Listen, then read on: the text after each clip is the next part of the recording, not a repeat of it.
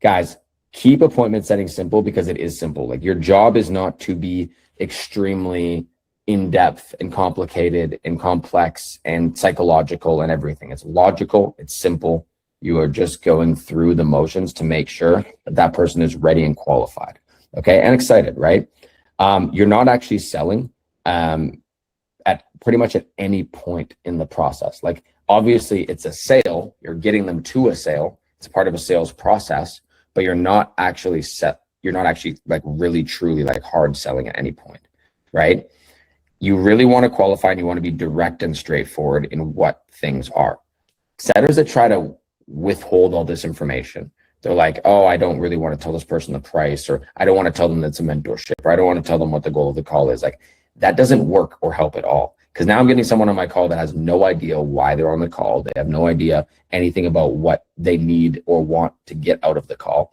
And then it doesn't help. Like if we lay out a very clear and decisive roadmap and a direct approach of like, this is what is going to come out of the call. If this call is successful, then we will, obviously be able to go towards that call, and that person is going to show up. The people that do show up and the people that do commit are going to be great calls. So that comes back around to now you will have good chemistry, and now you're going to have a higher success rate when you go through the process. Now, obviously there's going to be cold people. So then you have to figure out how to deal with those people, right? Like there's going to be the people that you talk about directly and they commit, and then it's like, great, those are awesome leads. But there's going to be people that you talk to directly and they're hesitant to commit to the call. That's why you have to move around those people, but at least you were direct. So when they go into the call, even if they're cold, and even if they're coming into the call like, I'm not making a decision today, or I'm skeptical, like I know what this is, at least they know what it is. So now my job as a closer is to close them, but I have no excuse. So I'm going into the call saying, okay, all I need to do is be a good closer, not I need to sort out and handle educating this person on what we're doing. Because education, it's better over time. Like it's better over one night. It's better over 2 nights of like the book call, them being able to go through the thought process, review materials, understand what it is, and then go into the call ready. Right? It's not good in a moment where it's like, okay, at the start of this call, I have to educate them on what it is, why we're on this call, understanding that like you will, be looking at like mentorship or a program after it. And then they're now getting new information. They're saying, oh shit, well, now my head's jumbled, I'm getting overwhelmed, and I have a lot of information coming to me. If they know this before they get on the call, if they know that they need to be qualified and they need to make an investment, if they know all this before getting onto it, they have time to process it, and then they're closer to being a buyer once they get to that call. Even if I have to handle a bunch of mental shit, that's fine. They know, they're prepared. So if we simplify the setting framework as much as possible, the hook is to the beginning. We want to start super strong, because that first 2 seconds is probably the first voice they're hearing, right? So that's why you open with energy, and you need to give them pure direction right off the bat, right? It's not a script at all. You are just letting them know who you are, letting them know, and going through the entire process of like obviously educating them on what the call is, right? And then you're moving forward by making sure that they know that you're in control, that you have authority, that you're taking them through the process. You're their advisor, right? Confidence is going to crush everything else. Doesn't matter how good your script is or how good your questions are. Confidence and energy are going to crush everything else. Okay. Next thing is qualification, right? These are the important steps of the framework. It's not in order. It's not an actual framework. These are just the important steps. Qualification, right? So you're asking questions to surface the pain, timeline, and the ability to act. Right? The ability to act being the main thing here. If you can get information on pain, that's a bonus. If you can get information on timeline, that is more important. Definitely really, really important in terms of like, if you can do this now, if it's something they can even take on right now, for sure. But ability to act pretty much tells that. Like some people are just going to say, I can't do it, but like, obviously it doesn't really mean anything. Like it's their ability to act. If they're like, hey, I can do this right now, I'm not sure, and that's fine. You're not just confirming their interest, you're obviously confirming that it's like an actual good fit and that they can commit to it, right? Now, on that side of things, like that's why qualification I put at number 2 here. Opening with energy and confidence is number 1, because even if someone's qualified, like really qualified to take it on, if you don't open with energy and confidence, they're just not going to like the process. They're going to end up no showing, canceling, or not wanting to do it. So that's why energy and confidence and actually like having that person trust and want to go through the process is first. What the number one thing, guys, is do they want to do it? The people think is like, do they have money? No. That's number two to them wanting to do it. Like we need someone to really want to take something on, to want to make a change. And then it is, do they have money? Can they make the decision on their own? Right? So that's what we need to understand next. Next thing is obviously value, right? It's literally, it's not like, hey, I'm feature selling you. Like, these are my features. It's like, do I have the solution for you? Okay, cool. Sounds great. Well, it sounds like we align perfectly to actually help you get to those goals. Like, absolutely. What we do is XYZ with people. Now, I'm pretty sure we align with you, but I'm not 100% sure. What a good idea that I usually take on with people like in your position is I'll get you on with my executive consultant, and they'll be able to actually sort out 100% if you are the proper alignment, right? So it's like, you know, kind of traipsing a little bit of urgency, a little bit of exclusiveness, but you're still showing them like, hey, look, I'm pretty sure you're cool, but I'm not sure. Like, we still need to figure this out on the next call. Then we can look at how we can move forward from there, right? So building that value around like making sure they know kind of what it is and like how we can get them, you know, pushing forward the best way. And then booking, like, again, obviously assuming that they want to book because you're leading with authority and you're leading with a lot of confidence, assuming that they really want to book, right? Assuming that that everything makes sense. Well, obviously asking everything makes sense to them, but assuming that they're like ready to actually take that next leap on the booking and actually commit to it, because you're the one that's saying like, okay, we've covered all this. Well, obviously the only next step is to book you in and get you sorted. Making sure that they are very committed, tying down so hard that it just seems almost overboard on your side. Like, I like to tie down extremely diligently, right? Like, to the point where they're just like, yes, steady, like, fuck, I'm gonna be there, man, right? Like, tying down hard. I want to make sure that they're coming out of that call like super excited, understanding that, wow, okay, Teddy was like really serious about this process. Like, this call is number one on my priority list tomorrow or the next day or whatever it is. Okay. Confirm that booking, and now you have them in. So these are the four things you really need. These are the four things you need. Okay. Viana? So when it comes to the prospect and like you do your opening line with the energy and the confidence, like at least from my previous experience, I've had people that were very nonchalant, even though it was themselves that wanted to, you know, who opted in, who did put their information in.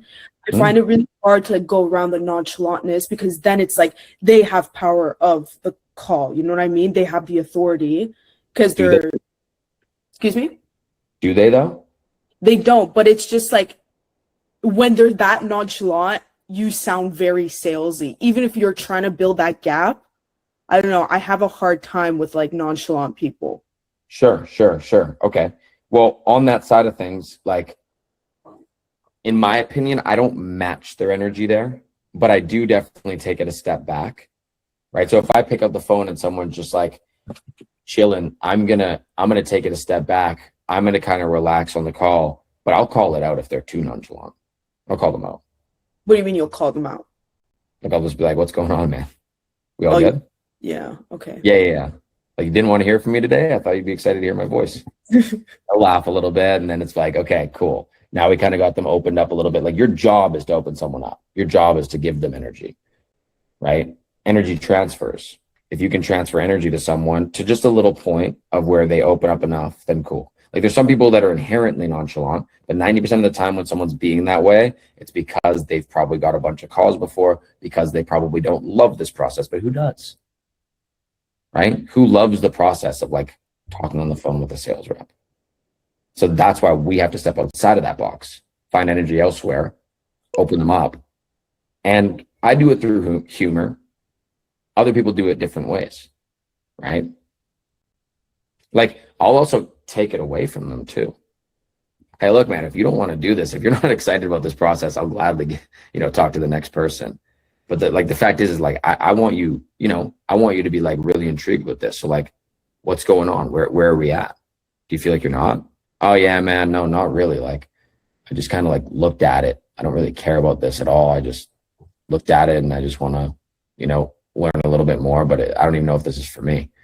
Yeah. Okay. Got it. XYZ, like understand what's behind that. If they really are just like, nah, man, it's like, no, I'll be like, okay, cool. No worries. Here's some resources. Fuck off. I'm not wasting my time with someone that's just like super, super, super shit. But if someone's like just more reserved, but they're like, yeah, no, I'm really interested in this. I just wanted to get more information, understand where you're at. Then we can, crack some jokes, get them to open up a little bit more. You don't have to like directly call it out, but use different tactics to make it work. Okay, cool. Thanks. Okay. Eunice? Yeah, I was just gonna say the tie down part. Mhm. Well, I never appointment set as a like right now. The way it is, they book an appointment and I just call in to confirm and just make sure everything's good to go. Right, so it's not an issue. But in a previous role that I was in, the appointment setter did the tie down, but he would end up not spamming them. Like he could bump up messages after the call, make sure they attend. But how do you stop it from making it sound almost needy? Well, he was just a shit appointment setter then. Oh, okay. That's as simple as I can put it. Like there's obviously a line, and we obviously want to make sure that we're walking around it in a way where we're not annoying someone. You need different stuff to say. You need to have different tactics and utilize your skill set the right way to make someone excited. So I got to plug in my charger here. My computer's about to die. You got to use like skill set in that. Like it's just skill set at that point, right? That's all it is. If someone is not answering a setter, what's that next message that you send to get them to answer, invoke a response to make it work? Is it a message that's defensive? Is it a message that's needy, or is it a message that's just real and honest? Right? And you got to know when to say it and how to say it. But what I will say is like, if you have a really strong first call and you're a really strong appointment setter, you will not need to sound needy or desperate in your follow-up texts in between that time and the call. Maybe send your resources, send one testimonial. Like I used to sound superhuman. And that's why a lot of people fall off, because I would just reach out to them that night. I'd be like, hey, I was just thinking about our call. This came across, my desk or whatever. I wouldn't even say that, but someone sent this to me today, or Tyson, like whoever the offer owner is, Tyson, Anthony, whoever I was with. But let's just say Tyson for now. Tyson sent me this today. I thought you'd love it. Take a look. And it's literally just a testimonial.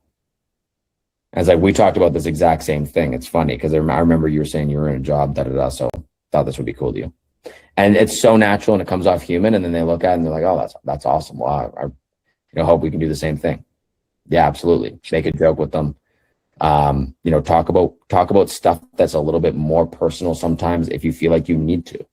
Like whenever I had someone that was more personable or way less personable, I would get more personal with them.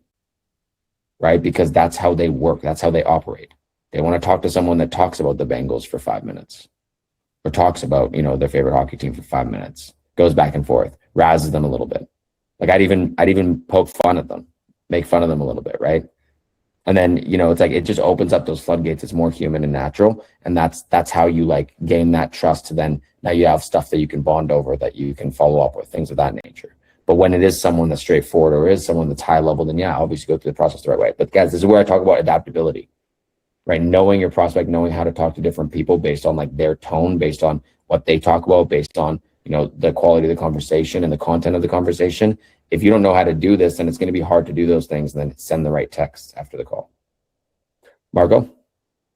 Teddy, that's one thing I wanted to ask you, because it's been working for me personally, but I wanted to ask you if this is a good idea or not. Which one? As I'm talking to the person as an appointment setter, I straight up say, this is not a sales call. I'm not here to sell you anything. I'm just a person who picks up the forms and, have a brief conversation, get to know your situation better, and see if we're a fit, see if we can even help you in the first place. Personally, for me, that has lowered a lot of resistance. Okay. But the question I have for you is this a good idea or something I don't know, that can be a problem down the pipe? Okay, let's try something. That's the worst idea I've ever heard. Are you going to change it? But I want to understand why it's a bad idea. Exactly.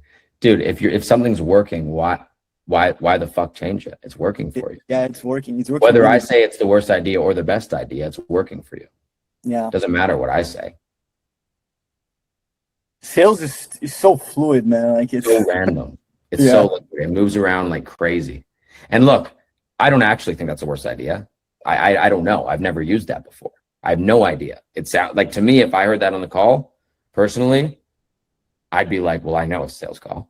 But if it was me before I got into this, like before I got into high ticket sales, that'd be great. That would work great on me.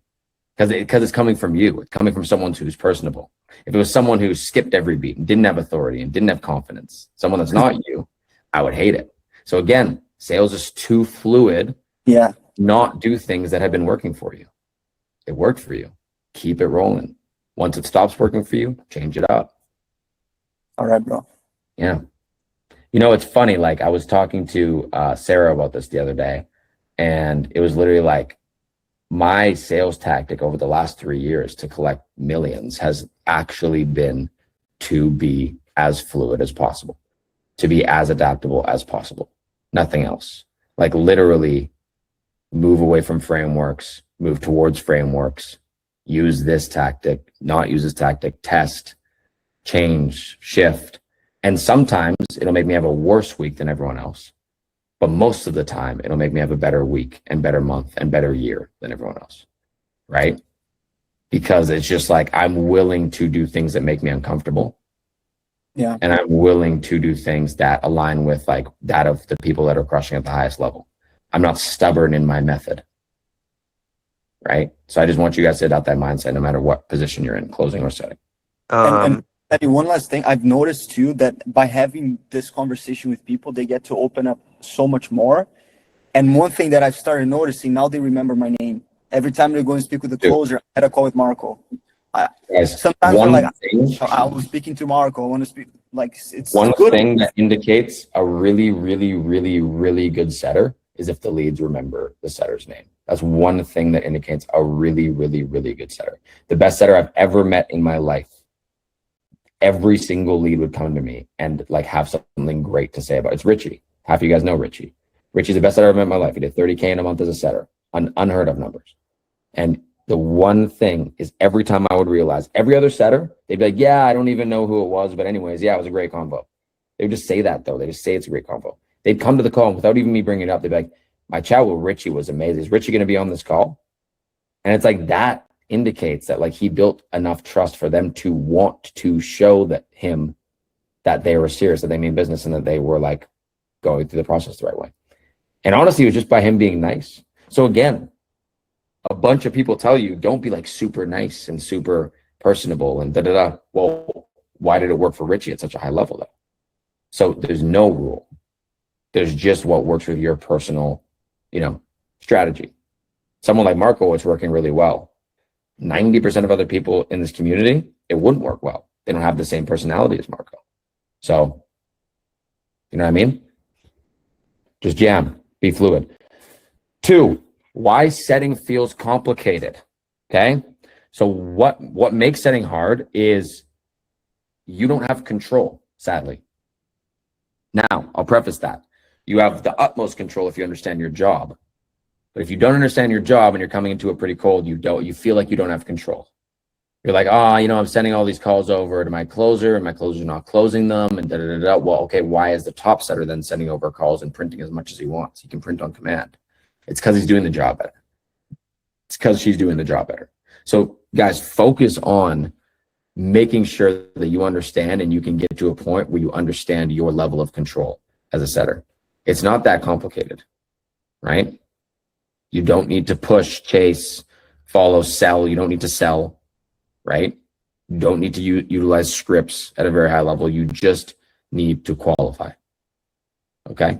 You just need to qualify and get the person excited and build trust.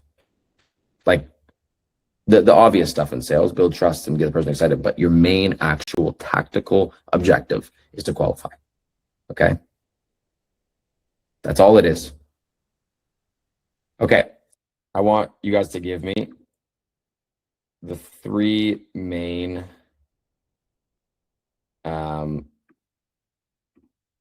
I want you guys to give me the three main qualifying filters. So the first one we already went over is problem. Like, does someone have a problem that needs to be solved? Because if someone comes to you and they don't have a problem that needs to be solved, can we really sell them? No. Now, some people are going to say to me, no, well, yeah, Teddy, we can sell them, even if they have a problem that doesn't need to be solved. Well, you're wrong. You just haven't found the problem, right? There's always going to be a problem that needs to be solved. Because if someone, let's say, like, let's take Elon Musk, and he's in SpaceX and he's crushing, would he just, go over to e-com for zero reason? Like, to take time away from the things that he loves and the thing that he wants to crush with? No, of course not. It doesn't make any sense. If for some reason one day he did want to, like, I just want to do e-com, well, we're solving a problem for him. He's bored in his life. He doesn't want to continue what he's doing at the same level. He wants an extra hobby. He wants something on the side. He wants to do something else. Like, we're solving a problem. No matter what we're selling, we're solving a problem. Okay. Now there's two other things. Does anyone want to answer? What are the other qualifying filters? Would it be like if it's an immediate problem they want to solve? If it's immediate? Yes, that's actually good. But what's that called? Urgency. So urgency. That's good. Bryce got that on the nose. So urgency is a big one, right? You actually have a real reason to solve this now, not someday. Right? Now, urgency, the nice thing about urgency is where we get a little bit of forgiveness from urgency is the fact that it can be built. The problem can't really be built. We can't give someone a problem. If they don't actually inherently have a problem, we can uncover a problem. We can't give someone a problem. So if they don't actually have a problem, if they don't have anything that needs to be solved, we can't really sell them. Urgency, we can build. So even if someone feels like when they first talk to us, this is something that I want to do in 3 months or a year or whatever, well, we can build that through tactic, right? Through strategy. Then what's the final qualifying filter? Chris? It's something that they actually want to do. Like, if Yes. we could change if they wanted to. Well, yeah. Problem. Oh, okay. Urgency kind of goes hand in hand. Liquid cash, yeah. Ish, yeah. Something Maybe that they're- it can do. Sorry? Something that it can do. Something they can do. The ability to do it. It's the ability to do it. So it's something that they want to do, yes, for sure. That comes down typically to the problem, and then obviously the urgency as well. Like something I want to do now, I need this problem solved. But the ability, can you invest? Can you decide? This is so simple, guys. If you go into every call thinking, okay, what's the problem? What's their ability? And do they have urgency? And that's all you are trying to solve. Do you think that makes the call a lot easier? A lot easier. All these frameworks are just how to ask the questions and how to pick through it.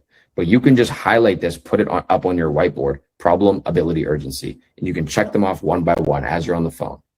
And you will be a solid setter. You're going to get them set. Xenia? How do you build urgency? Like, what are some of the tactics? Yeah, that's a good question. So that's mostly a closer's job. As a setter, you definitely can build urgency towards the call. So that's the most important thing, is building urgency towards the call. And building urgency is uncovering pain. Okay. So like I said, a lot of people don't have a problem to present to you. They have a problem that needs to be uncovered. When we uncover that problem and we understand timeline on that problem and how long it's been affecting them and the impact that it's had on them, that's how you uncover urgency as well. Or that's how you promote and motivate them to actually have some urgency on the matter, right? It's because we've now uncovered their pain. We've now uncovered how long it's been. We've now uncovered inaction. So we can now kind of push them towards being more urgent about the process, right? Now, if they get to the end of the call and they still don't have urgency just because of like fear or whatever it is, well, we can sell them the call without as much commitment, right? This is the nice thing about being a setter. You don't need to get them to commit to the world. We just need to get them to commit to, you know, a solitary, like small step, a micro commitment is what we call it, right? So that micro commitment is the first step in actually being able to commit as a buyer, right? And that micro commitment, it is still something that is hard for people, right? It is still something that some people just won't take seriously. They won't even think about it, right? And that, like, you have to actually sit inside the mind of a buyer, sit inside of the mind of someone that's working their 9 to 5, sitting on their couch, playing video games, eating potato chips, right? Or inside this mind of someone that's an accountant, that's super busy every day, that's like going through life. Where do you think that these people prioritize this call without you? Like if it was just randomly booked on their calendar, like let's say they could just go through a funnel on an ad and it was randomly booked on their calendar. How much actual urgency do you feel like they have to show up to the call? It's Very not low. much. It's not much. It's like you probably have like a 10% show rate without us. Without sales reps, you would not have a very high show rate. We build that urgency by having a call with them, building trust, and then obviously getting them excited as well, right? Like how excited are they to go to the call? How excited are they? How can we paint that picture in their head to go like, where's that pain? Where's that problem? But then, whoa, well, here's the solution, and look at what we have been able to do, and look at what people have been able to do, right? Like, so testimony plus excitement plus pain plus, like it all builds it. Alicia? Oh yeah, my question is, how do you make them excited exactly? So making someone excited is like kind of a 3-prong issue. Main thing is how are you excited and convinced, right? That's the main thing. Okay. So your congruency and how excited you are and how convinced you are that this is something that is awesome is going to, from the very first second of the call, transfer to them. Energy transfers. And I always say this, energy transfers. We want to make sure that's from step one. I think that's the number one most important thing. I think that actually invokes 70% of the energy into that person to be excited, just from hearing you and how you operate. Because people analyze other people, right? It's like cavemen, right? If one caveman goes and touches fire and gets burned, the next caveman's like, okay, I'm not going to do that. But if one caveman goes into this certain wooded area and kills gets a deer, and now they're having a great meal, that caveman's gonna go to the same wooded area, right? So just watching someone and being able to see, okay, that person did it, then you're not the one going in and like, trying to be the pioneer, because that's where fear comes in. So this is why it's like, if you are a testament to your own product through your energy and through your conviction, that's gonna build the most excitement right off the bat. The next amount of excitement is unpacking their pain and I guess professing like they're like future pacing, essentially, right? Painting the picture, showing them what their future could be differently. Like if you can really get someone to visualize one life compared to another life, that's excitement right here. That's excitement in this life. That's picturing like, damn, I remember, and this is probably something every single one of you have been through. When you sat there, when you got started with something, when you made a shift, I mean, even into high school sales, whatever it is, but when you made a shift, you're like, whoa, like if I actually hit these goals, like where am I going to be at? Like, this is exciting, right? Great. And then the next thing is obviously through, well, it's kind of like the entirety of it all, but the offer, the testimonials, like, just everything, right? So it's through their own, it's through your own, and then it's like the offer, the testimonials, the fee, like all that stuff still plays a part, but it's minuscule. It's like 5%, right? But that still does build that excitement. So the better you are at pitching and understanding your offer, the better you are at unpacking where they're at and what their ideal looks like, and the better you are at congruency and being that person that's convicted of what you're selling and being that person that can show up and have confidence in their voice. The better you are at all three of those is the most chance you're going to have at actually building excitement for that person. Make sense? Yes, thank you. Cool. Okay, guys, module 2, getting onto a new offer, the non-negotiables. So every time a rep goes live on a new offer, underprepared, whatever it is, it costs the entire community, trusts, refunds, like it deadlies everything, right? If you're not prepared to pitch someone, if you're going in and you don't know answers to things, if you're going in and you are burning leads because of XYZ, if you don't follow up with leads, if you book in a call for this day with a lead, but you're just too busy dialing, so then you lose it. Like, leads don't cost nothing. This is why people come into this industry and they're like, oh, well, what? Just give me an offer. Just give me an offer. And it's like, no, it does cost them, because people think it costs offers nothing to give them an opportunity. It does. A lead for most offers costs over $100, right? Sometimes they get less, whatever it is, but it costs over $100. So if your lead costs $140, every lead you burn is $140 out of their pocket, right? So if you burn, 30 leads in a span of 3 months, you lost them $4,000. Like, that's not good. That is not good. So this is why, at the end of the day, you want to come onto that new offer and be super, super prepared. So know the offer. What problem does it solve? Who specifically does it solve the problem for? Like, what's your number one ICP? Like, really understand what it solves. Because then how much better is it for you to talk to someone when you know the problem that it solves, right? Like, this is important, guys. The mechanism, right? So how the results actually get delivered, the process, the timeline, the client experiences, each stage of that, how people kill it, how people go through the process, the exciting parts of it, maybe some of the downturns of it, and like what to avoid. If you can come in as an advisor from that side, then you know exactly what's up. Price, terms, and guarantee, obviously really important, but again, comes back around to pitch, like understanding the business model at a good level, understanding, where the offer is at in your world, in your industry, right? Like, if like, for instance, I come in with wholesale real estate. Well, I know about Airbnb. I know about land wholesale. I know about traditional wholesale. So I can come in and actually contrast and compare when that's not something they teach me. I just personally know that. That has helped me time and time and time again, right? They kind of teach you in terms of like why it's better, but I actually know the intricacies of land wholesale and the intricacies of Airbnb, and intricacies like how it actually fits in the world of real estate. So how much more powerful that is for me to be able to talk about that and understand the offer and talk on these phones. When they review your call, your offer owner is going to be mad impressed that you're that person that can come in as an actual expert day one. Okay. Know the avatar, who it's for and who it's not.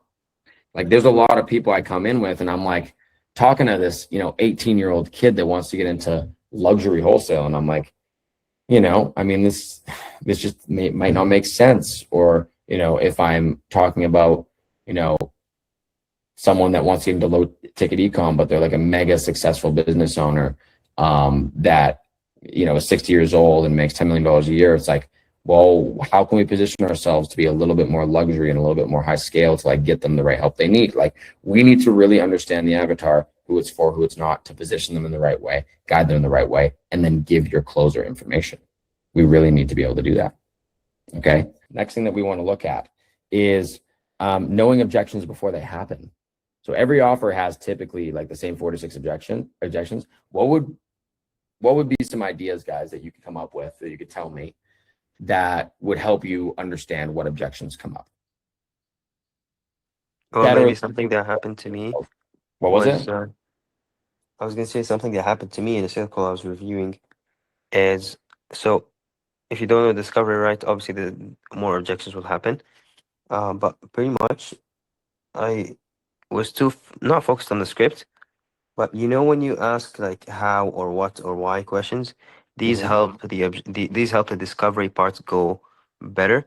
So the guy I was talking to did not want to pay anything upfront. He was trying to go for like, why don't I pay after I've got scammed before, right? But if I listened carefully to what he was saying earlier on, I probably would have diagnosed the objection before it came by, right? He got scammed before. He doesn't want to pay anything upfront now. Yeah, skepticism. It's an easy one. But what I'm more saying is how do you even catch that before you get on the call? Oh, before the call itself? Yeah. Like before even dialing him? Sorry? Like before even dialing the guy? Before even dialing anyone. How do you understand what objections you're going to get? Patterns. And how do you understand patterns of the offer? you talk to people who work on this offer? Exactly. Guys, I want everyone that goes on to an offer to just talk to one of the top setters and say, hey, can I have a quick 5-minute conversation with you? Talk to one of the top closers. Hey, can I have a quick 5-minute conversation with you? Try to get on a call. If they don't want to get on a call, say, no worries. Can I send over a voice note? If they don't want a voice note, no worries. Can I send over a text? If they don't want a text, go to the next person, right? Like, figure out how to conversate with these people. Closers are going to be really open to it because they want to help you because that helps them make money. Other setters, they might not be as open to it, but then if not, talk to your offer owner, talk to whoever you can to figure out what objections come up all the time. What is a typical, objection? What is it, or what is a typical hesitation that person might have, or what is a typical way to actually solve something logistically rather than psychologically? Like, just understand these things before ever even hopping on calls. Because if you know that you're on a trading offer and one of the main things that comes up is someone says, look, I'm super keen to go, but most of my money will actually go into the program and I won't be able to actually, put a ton of money into, the actual trading. Well, what are you going to do? Like, what steps do you have to go through to understand how you can maybe get a funded account? Or like, what do you know about the offer that tells you, well, you don't need more money on the side. You just need to have that upfront for the program. Like, this is the stuff, guys, that you need to understand about your offer day one to know how to handle these objections logistically. Because then when you get on, you're going to be really, really good at handling them. With one of my first offers, like every single objection I handled as a setter, it was all logistic. And I was the best setter because I knew every logistic possible on the entire offer. I knew every pivot. I was not the best skillful setter. I was not the best psychological setter. I just knew the offer really, really, really well. Really important. Know what happens after the sale, right? That's going to definitely limit refunds, but also it's going to help you go through the offer the right way and tell people like how to position themselves properly. Because no one in the process, nor your closer, nor your DM setter, anyone is going to talk to them the same way you talk to them if you know fulfillment the best, if you know what their actual week 1, week 2, week 3, week 4 looks like. So again, guys, it always coming back around to just your knowledge on the offer and the product. Make sense? Yes, sir. Cool. Next thing we look at is obviously reps before the live calls. Okay. So role play the full call, run the entire flow, right? Opening to close every single time with another rep on the team, but also with us. Like, come to the community all the time and just role play everything. Okay, I want you guys, if you're going on to a new offer and you have a new script, I want you role playing it like 3-4 times a day for that week before you get on the offer until it's just like so smooth. Shadow live calls, get graded on objections, everything. Okay, really, really important. So that's your 7-step checklist. Obviously, getting your sign off and going live.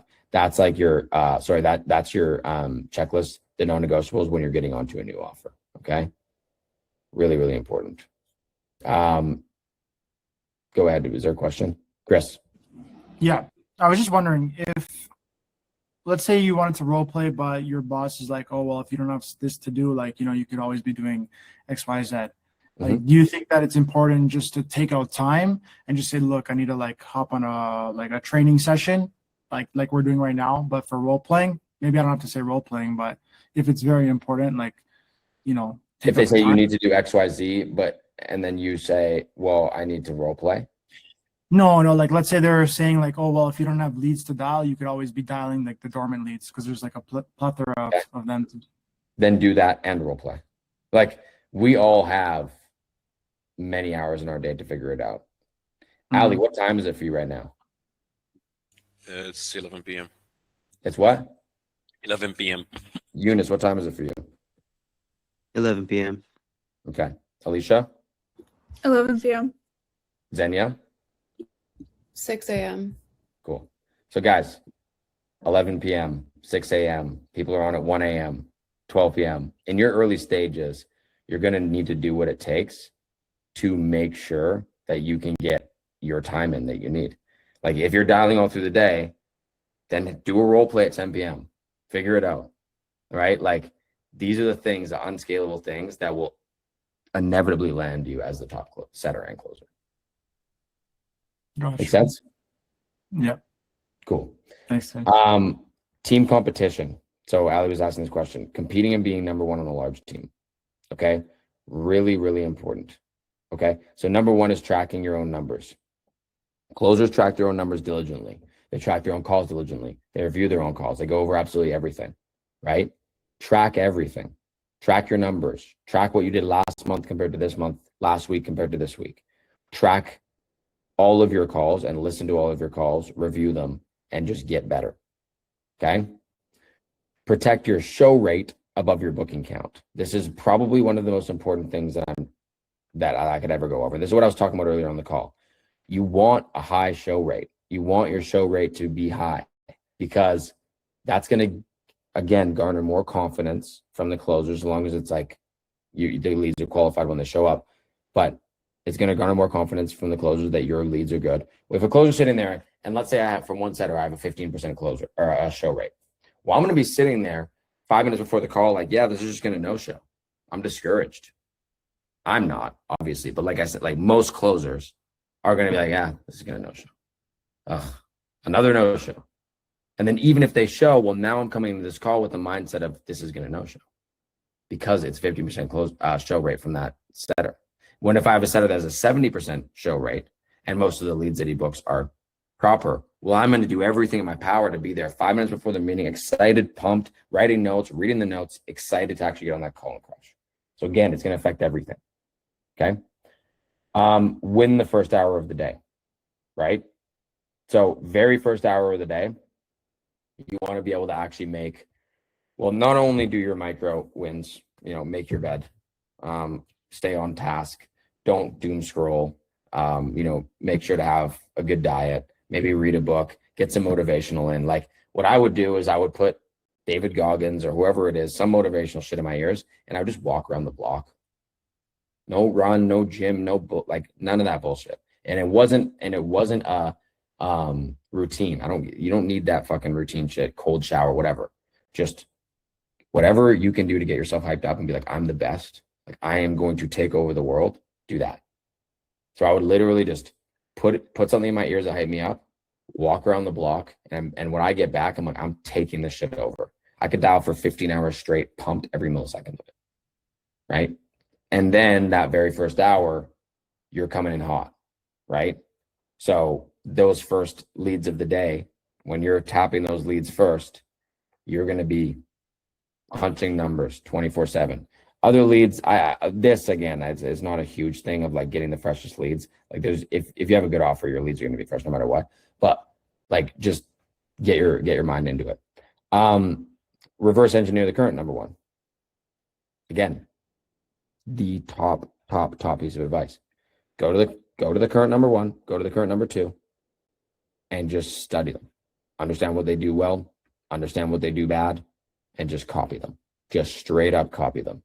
Copy their pitch, copy how they talk, copy everything of what you can that is like pretty much informational, but while still being yourself. Like still be authentic, still use your selling style, but copy their pitch. Copy how they speak to leads, copy all that kind of stuff. Next thing is obviously asking for call reviews every week, like I went over, and then building a reputation with your closers. If you can come in and your closers are like, wow, this Ali guy is like the top of the team, like so awesome. Even if you're not collecting as much cash, like I really like Ali. He always texts me before the call and lets me know what's going on. He texts me after, he follows up, he understands where the lead's at. He asks me if I need anything before going out there and doing it on his own when he knows that maybe he could bring the lead. Like do everything that a closer would want you to do, and they're gonna just have all the trust in the world in you. Next thing is obviously competing on consistency, not streaks, right? So a hot week or a hot day or a hot, 2 days doesn't make you number one. It's like staying straight for a quarter, right? So like showing up today, having $1,000 day, and then being like, well, shit, tomorrow I need to have $1,000 day. That's my new standard. It's not cool. I had $1,000 day. Well, tomorrow let me go to the beach and like chill a bit because like I did that and that's great. Now I'm like made as much money as I need to for the week. No, I made $1,000 day today. Well, that's new standard. I need to make 1,000 more. If I don't make 1,000 tomorrow, well, I need to pick it up and make 1,000 the next day. It's a standard now. Know your why beyond the leaderboard as well. right? Leaderboard's great. Going number one's great. Making money's great. But what's your why? Most of you is to become the top closer. So when you're in the setter role, how can I learn the most and squeeze the most out of the setter role to make me the best closer I can be? A lot of that is competing. A lot of that is getting in a good competitive mindset. A lot of that is making the most, ends up inevitably making you the most money. But what can I do to position myself to be the best in this industry, not just the setting role? Okay. So guys, that's really everything. And yeah, I mean, if you can embody all this, then you'll come on to these new teams. You'll come on as a new setter and just be an absolute monster.